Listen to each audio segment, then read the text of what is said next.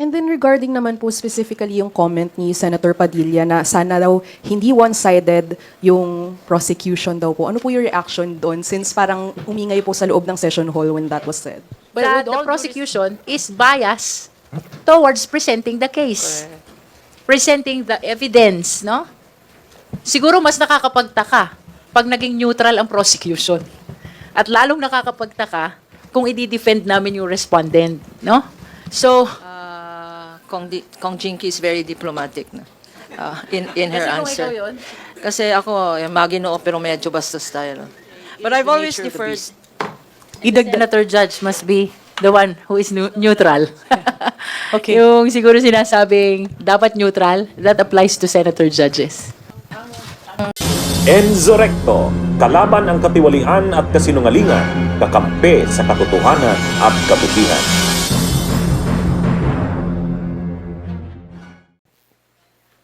Hello po. My question po pertains to what the plan is after the presiding officer said Attorney Tolosa may want to reconsider the spokesperson role nga po and have someone who's not limited to the rules of the impeachment court instead po. We will bring that up with Attorney J. Tolosa, no? And ever since naman, we are always deciding as a team, no? So we will be consulting each other as to the best action to take for Attorney Tolosa. But ultimately, of course, this will be his decision. And then may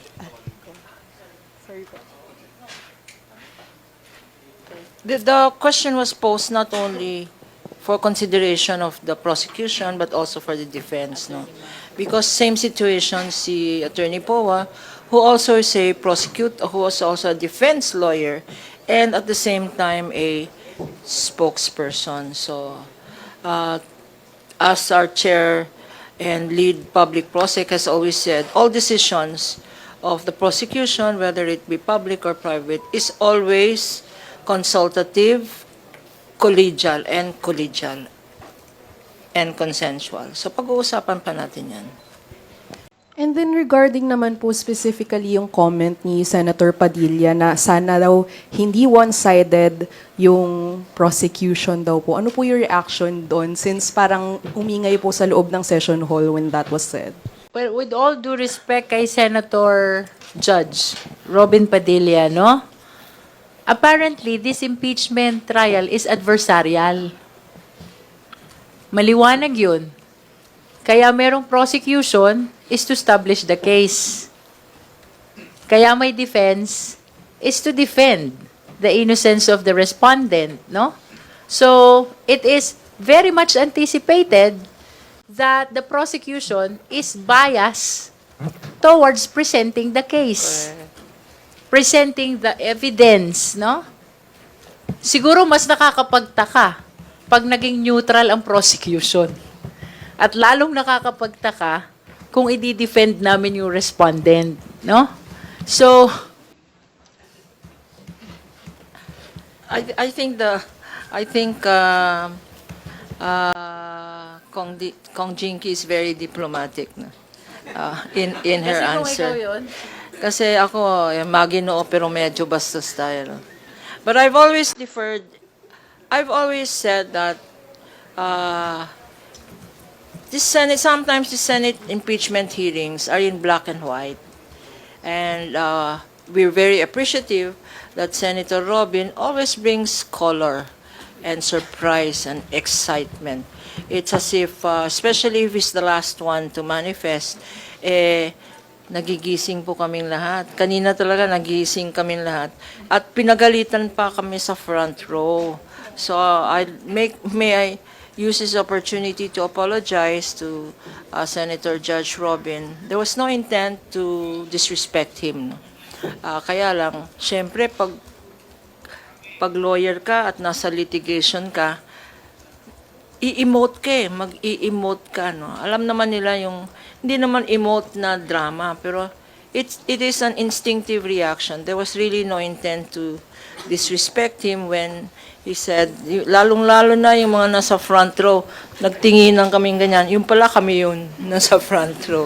So, Senator Robin, sabi mo, kaibigan tayo, forgive na lang. Hindi na kami uulit dyan. Pero, the prosecution really is for the prosecution.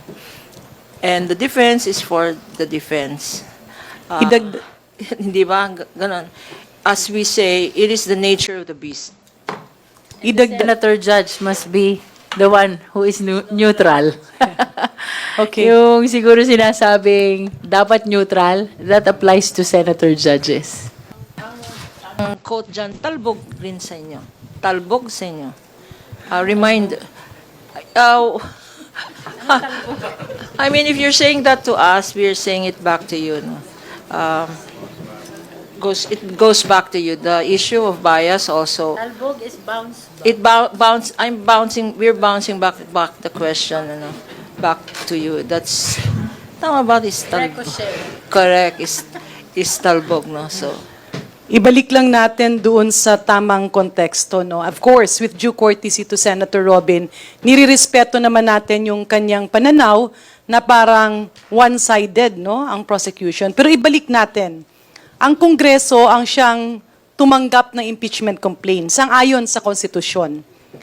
Tiningnan kung may complaint ba kumpleto sa forma at may basihan at nakita at sinang-ayunan ng 257 congressman na isumiti yung articles of impeachment. Ibig sabihin, ang Kongreso na ngayon, ang prosecutor o yung magre-representa ng mga nagreklamo at sang-ayon doon sa mga nakitang pwede, may probable cause. Ngayon ay naiakyat iyan sa korte na ang Senado in this case. Dito naman sa korte, talagang bubuksan mo na ang lahat ng pruweba na ipapakita ng prosecution para i-confirm or sang-ayunan or tuldukan yung mga reklamo at patotohanan yung mga reklamo. Yung defense naman ay yung akusado kung saan, in its word itself, defense, dedepensa. Yan po ang sitwasyon. Ang neutral ay ang senator judges kasi kailangan nilang pakinggan, i-analyze, pag-aralan, pagdebatihan ang lahat na related sa kaso para magdesisyon. Hindi pwedeng maging biased ang senator judges, pero ang defense talagang ididepensahan nila ang akusado. Ang prosecutor naman ay siya ang magtutulak para i-prove na meron silang tamang kaso. Yan po ang sitwasyon. Siguro, baka nasobrahan ng galing, no, ng ating mga prosecutors, kakibat ang ating private volunteer prosecutors. Kasi syempre, nakita siguro ng ating isang senator judge, hindi lang siguro isa, baka nakita ng karamihan na talagang solid ang ebidensya, hindi pwedeng malihis, hindi pwedeng mahinto, kailangan ipagpatuloy at kailangang tuldukan. Kaya nirerespeto namin si Senator Robin Padilla, pero ibalik natin, ano ba ang nararapat, ano ang dapat at saan ito patungo? Follow-up question lang po, Attorney. Ano po ba yung instinctive reaction that Senator Robin reacted to? Ano po yung nangyayari sa front row?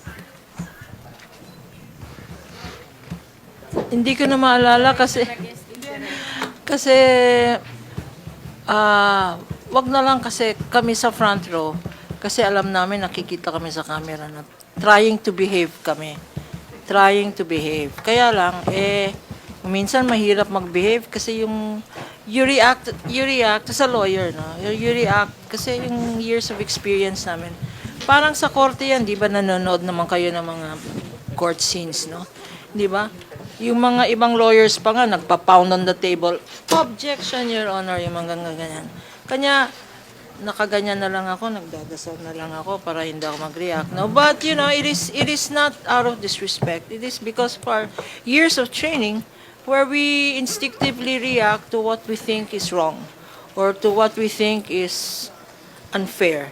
As I've said before, we cannot, unlike, if it were the defense, for instance, we're prosecution, if it were the defense who made a statement or who made an unfair allegation, we can contest it. Kaya lang pag senator judges, syempre hindi pwede. So, and that is why sometimes our reaction is more visual than vocal. Bunyog, bunyog, halikan na kasama ka. Bunyog, kapag buklod ay may pag-asa. Luzon, Visayas, Mindanao, isa ang pananaw. Sa bagong Pilipinas ang bunyog isisigaw. Bunyog